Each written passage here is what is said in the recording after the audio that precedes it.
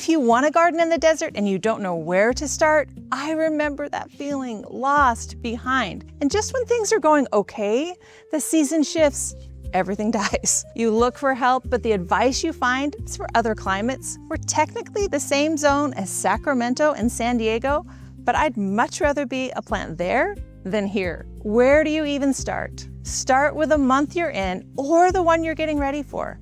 Watch the planting video and the task video. They work together with my monthly blog posts and the garden planner.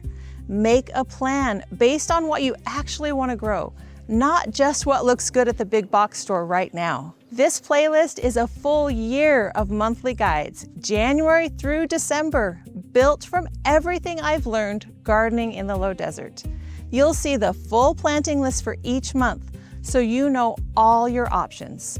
You'll see the tasks and you'll watch me doing them in my actual garden. By the time we finished filming that year, it wasn't just me telling you what to plant and do, it was me actually doing it. Over the course of the year, you'll see my garden change with the seasons in a way that helps you understand your own garden. Check out the playlist. It will be here whenever you need it.